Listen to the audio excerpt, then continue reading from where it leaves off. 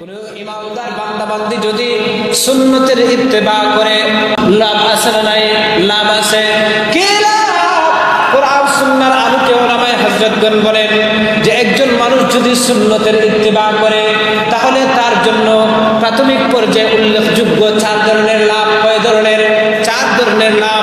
প্রথম নম্বরের লাভ হলো যেই লোকটা রাসূলের সুন্নতের ইত্তেবা করবে, অনুসরণ করবে, আল্লাহ তাআলা তার কপালের মধ্যে, ভাগ্যের মধ্যে হেদায়েত দিয়ে দিবে। পরিপূর্ণ কামিল হেদায়েত আল্লাহ রাব্বুল আলামিন ওই লোকটাকে দিয়ে দিবেন। এজন্য তো কোরআনে হাকিমের মধ্যে ওই জিনিসটাই আল্লাহ তাআলা উম্মতদেরকে জানিয়ে দিয়েছেন, আতিউল্লাহ ওয়া আতিউর রাসূল ওয়া ইন তুতিউহু তাহতাদু।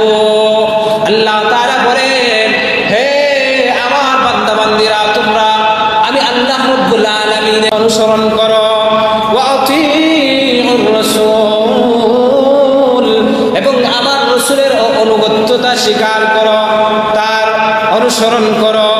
ওয়া ইন তুতিউহু, যদি আমার রাসূলের যদি তোমরা অনুসরণ করতে পারো, তাহতাদু, আল্লাহ তাআলা বলেন আমি রব আমার রাসূলের অনুসরণ করার কারণে তোমাকে নিজ দায়িত্বে হেদায়েত দিয়ে দিব। সুবহানাল্লাহ। 2 নম্বর পুরস্কার কি? যেই লোকটা, উলামায়ে কেরাম বলেন, যেই লোকটা সুন্নতের উপর আমল করবে, আল্লাহ রাব্বুল আলামিন তার নিজের পক্ষ থেকে ওই লোকটার উপর বিশেষ রহমত নাযিল করেন। সুবহানাল্লাহ। কোরআনে হাকিমের মধ্যে আল্লাহ তাআলা ওই কথাটাই বলেন, আতিউল্লাহ ওয়ার রাসূল লাআল্লাকুম তুরহামুন।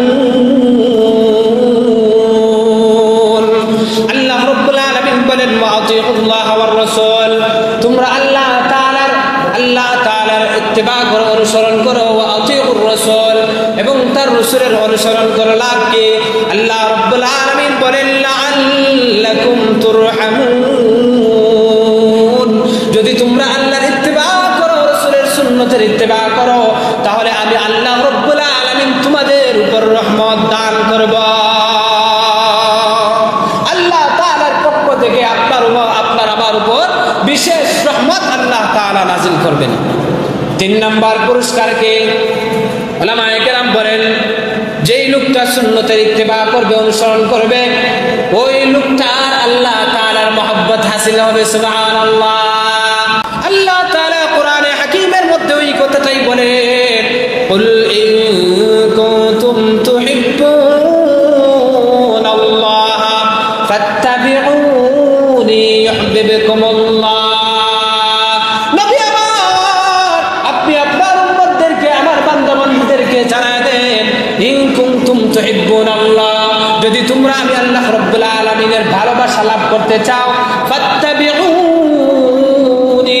তাহলে তারা যেন আপনি রাসূলের ইত্তেবা করে, অনুসরণ করে। আল্লাহ রাব্বুল আলামিন বলেন, যদি আমার বান্দা-বান্দী আপনি রাসূলের যদি ইত্তেবা করে, ইউহিব্বুকুমুল্লাহ, আমি আল্লাহ রাব্বুল আলামিন তাদেরকে ঘোষণা দিলাম, জানায় দিলাম, আপনি রাসূলের ইত্তেবা করলে আমি আল্লাহর মহব্বত তাদের লাভ হয়ে যাবে। তো দেখা গেল সুন্নতের অনুসরণ করলে আপনার আমার কি হবে? আল্লাহ তাআলার মহব্বত লাভ হবে।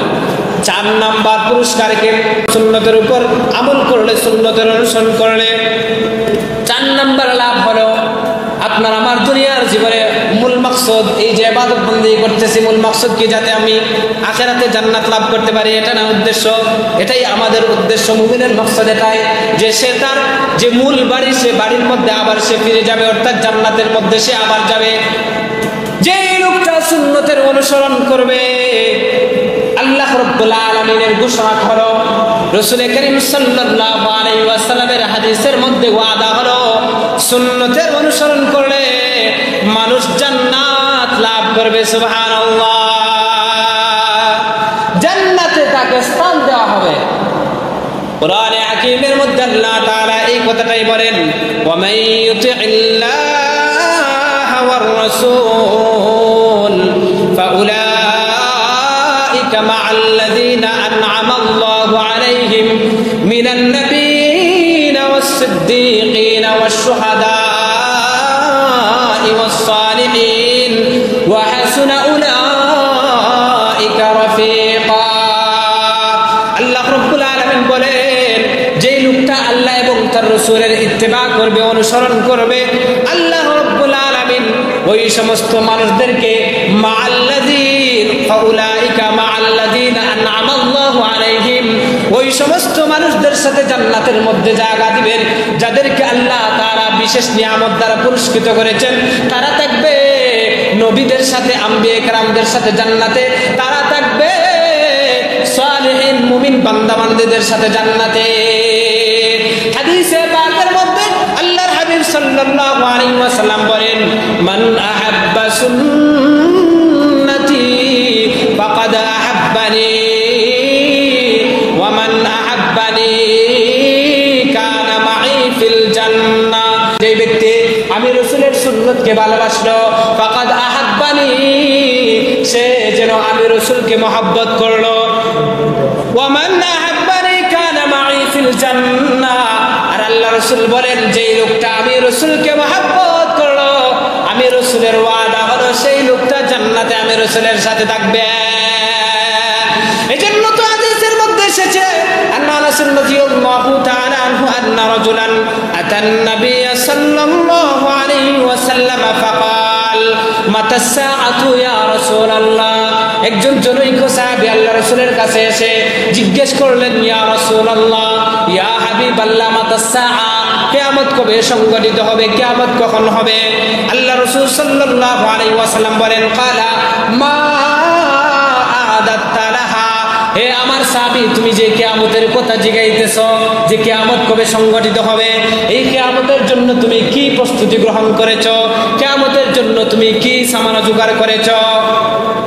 তখন সাহাবী জবাব দেন ক্বালা মা আ'দাত্তু লাহা মিন কাসীরিন সালাতুন ওয়ালা সাওমিন ওয়ালা সাদাকা ইয়া রাসূলুল্লাহ ইয়া হাবিবাল্লাহ কিয়ামতের প্রস্তুতি হিসাবে আমার অধিক পরিমাণে নামাজও নাই অধিক পরিমাণে আমার রোজাও নাই ওয়ালা সাদাকা অধিক পরিমাণে আমার দান সাদাকা নাই কিন্তু ইয়া রাসূলুল্লাহ ইয়া হাবিবাল্লাহ আমার দিলের ভিতরে একটা জিনিস আছে সেটা কি ওয়ালাকিন্নী উহিব্বুল্লাহ ওয়া রাসূলা আমি আমার দিল থেকে আমার আল্লাহ এবং আমার রাসূলকে ভালোবাসি আল্লাহ রাসূল সাল্লাল্লাহু আলাইহি ওয়াসাল্লাম সাহাবীর জবান থেকে ওই কথাটা শোনার পরে তিনি বললেন আল মারউ মা মান আহবাবতা সাহাবী তুমি যে জিনিসটা শোনায় দিলা আমাকে আমি রাসূল তোমাকে ঘোষণা দিলাম যে তোমার ওই যে একটা সম্বল আমি রাসূলের মহব্বত তোমার দিলের ভিতরে আছে এই মহব্বতের কারণে তুমি আমি রাসূলের সাথে হাসরের ময়দানে একসাথে উঠবা একসাথে দাঁড়াইবা আর আমি রাসূলের সাথে জান্নাতেও তুমি একসাথে থাকবা সুবহানাল্লাহ তে রাসূলের ইত্তিবা করলে রাসূলের সুন্নতের